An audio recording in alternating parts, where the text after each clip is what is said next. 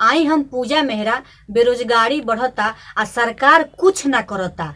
ए पर हम एगो गीत गौले बानी संतोष निदर्दी फैंस चैनल के माध्यम से।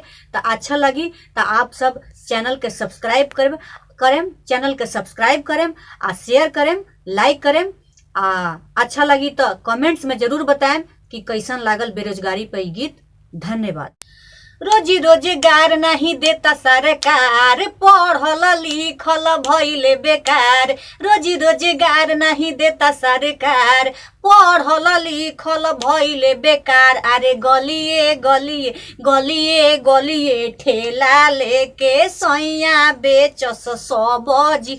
कहस आलू ले लो 10 रुपया, बैगन ले लो 10 रुपया, केरा ले लो 10 रुपया।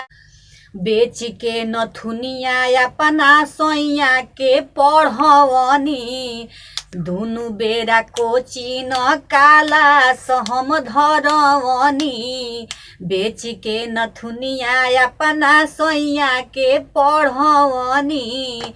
दुनु बेरा कोचिन कालास हम करवनी। भइले बेरोजगार बथे टेंशन से कपार, नइखे अब हमके कोनो जिए के आधार। भइले बेरोजगार बथे टेंशन से कपार, नइखे जिए के अब कौनो आधार। अरे गलिए गलिए गलिए गलिए ठेला लेके सैया बेचस सब्जी। कहस आलू ले लो 10 रुपया, बैगन ले लो 10 रुपया। बढ़ल महंगाई कैसे राशन किनाई, पेट के कारणवा लागे घर बेचाई।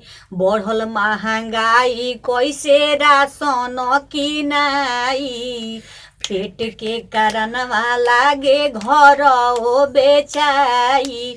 युवा के जिंदगी में लागल गरहनवा, केतना त्याग देले अपन परानवा। युवा के जिंदगी में लागल गरहनवा, केतना त्याग देले अपन परानवा। रे गलिए गलिए गलिए गलिए ठेला लेके सैया बेचस सब्जी।